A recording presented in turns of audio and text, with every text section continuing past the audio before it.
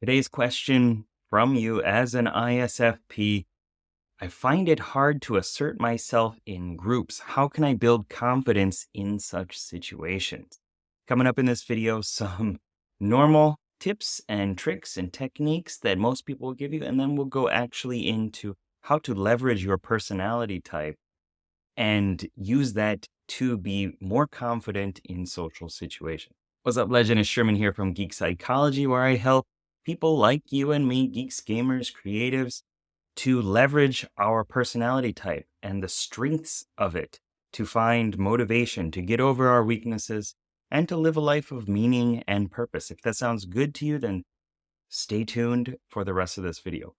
So, as somebody who is going into social situations and you're nervous, you're worried about how do I actually communicate all of my being in this one conversation with this person that I've never met before, it's difficult. I understand. And so most people will tell you, practice speaking up, prepare ahead of time, and visualize success. Those three are really good techniques. They're really good things that you can do.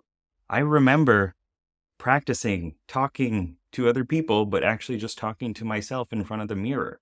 I remember writing out topics and little phrases, canned openers that I could use to talk to people so that I wasn't like, well, what do I even talk about with this person? So that I had some comfort, some familiarity to go into a situation with. And I definitely visualize success. That's really helpful. But you've probably heard that all before. And so let's talk about how to use more of your personality type in the cognitive functions or personified RPG questing characters within your psyche so that you can utilize those strengths and overcome some of the weaknesses. Cheers, squeaky. So first, let's talk about ISFPs. I call them the engaging souls. So your soul is your introverted feeling. This is your dominant function. This resonating soul character within your questing party is the one that's always wanting to be aligned with your conscience, with your identity, with your values. The one that if somebody tells you to do something and you don't want to do it, you just get this like visceral kinesthetic feeling of like, no, I can't do that. It's impossible. It's so hard to go against your introverted feeling values. I have my own blend of it as an INFP. So that's what that character is. And then you also have this engaging adventurer, mentor-like character that is advising your soul on how to do things in the outer world. You put those together and you have mainly what the MBTI type code will show you. Talking a little bit more about the engaging adventurer though, this is the vanguard within your psyche, the one that's going out there exploring new physical, tangible, sensory realms, the one that wants to like turn experiences up to 11, multitask physical things, juggling, maybe quite literally juggling, and is very keen to pounce on new excitement in the environment. And you put those together and you have, a basic explanation of the top two characters within your crew. So what you can do, first of all, is let's talk about the soul and how to leverage that for asserting yourself in groups, for having more confidence, for getting over that feeling of nervousness. You may have heard before, nervousness is the same feeling as being excited. It's just a different meaning that you've wrapped over the experience. And I have found that to be true as well. When I am worried about something, I am excited to see where it goes. You need to do some mental work to make that, effective. But the more that you keep telling yourself that it's okay, this is my body telling me something and I'm a grown man or woman or whatever, and I can do it. I can handle this. But let's talk about drawing on your introverted feeling, your soul's values to express your opinions authentically. So when you know how you feel about something and you've spent the time to understand your values, health, wealth, creativity, growth, family, spirituality, When you've named it, you've labeled it, you've delved into it, you've spent time asking yourself, why is this important to me? What does it give me? What would happen if I didn't have this in my life, if I acted against it? Maybe you have real tangible experiences to show you and to remind you of that feeling of going against some of your values and also being aligned with your values.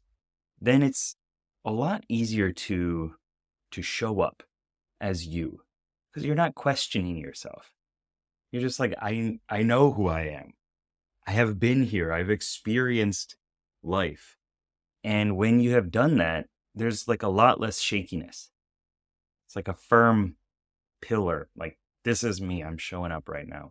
And that comes through getting yourself out there into the world, experiencing life, and putting yourself in these strange situations sometimes that will clash a little bit against your values so that you actually understand yourself deeper. It's not a fun place to go, but if you finagle it in your mind and say, this is going to teach me more about life and about myself than anything else, then it might be the right thing for you. Of course, be safe, be careful, but don't trap yourself in always being like, this is against who I am as a person if you've never experienced it, because you might actually like something, or you might just have more knowledge about it after. And then you can communicate it. Then you can show up more confident about who you are and not caring what anybody else is going to think or say or believe about you. And there's a draw in that. There's a pull in that. People like that. People like when somebody shows up as honest and themselves. Another thing that you can do with your extroverted sensing, this adventurer character, is use the powers of it, the ability to be present real time in the moment and do some visual calibration. Look at the person and piece them together. Like, what do they look right now? How are they breathing right now? What's their facial tone? Which way are their eyes moving? How do they stand when they're talking about something that they're passionate about or not passionate about? And just get a real sense of how the person is showing up and use that to calibrate. Use that to understand in real time, to get feedback in real time. Are you saying something that is clashing with them? Are you saying something that they're liking? And then when you calibrate through that, then it becomes a lot easier because you're also out of your head.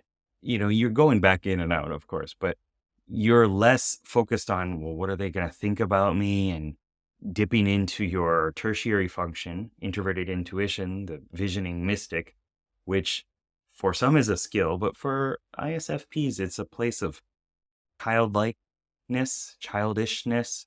It's very speculative. It's looking into the future and saying, how could this be?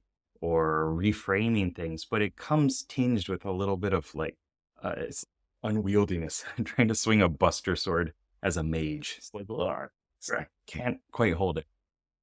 That's what it shows up in my mind right now.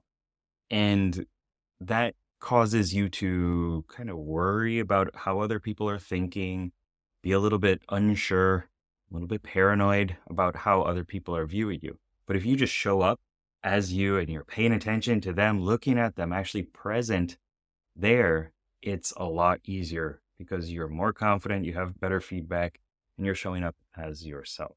So those are the main tips and techniques. Use your introverted feeling values, learn them, embrace them, and also engage with your extroverted sensing and be present, be there, focused in the moment, have sensory acuity, as they call it in NLP. Another thing that you can do, it might take a bit more work, but is to build better intrapersonal rapport, better connection within yourself with that part of you that is extroverted feeling. As IFPs, we clash with that again. A lot of clashing in this video. It is our fifth function, our rival function. It's another healer, but they are the unifying envoy. They're the one that's proactively like shaking hands and hugging people and, are you okay? How's this going? And we're very proactive in making sure that other people feel okay and have their needs met and are expressing that, emoting that.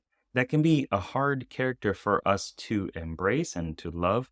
But if you work with it and if you appreciate that within yourself and understand the benefits of utilizing it and leaning into it, it is a lot helpful. It's very helpful for you to have this other healing mode, this other feeler mode that is okay with taking care of others more proactively and asserting helping other people. Like, I'm gonna help you. Sit down, shut up, I'm gonna help you right now. You know? Because sometimes as IFPs, we're like, well, I don't wanna, intrude. If they haven't reached out, then I don't really wanna, you know, I'm not gonna put them in a strange position. Because if I were in that position and somebody asked me to do this or tried to help me with this and I didn't want it, then we just go on this train of thought of being in the other person's shoes instead of actually just offering help. And if they don't want it, they'll say it. Or use your sensory acuity from your expert at sensing and pinpoint it, notice it, and react.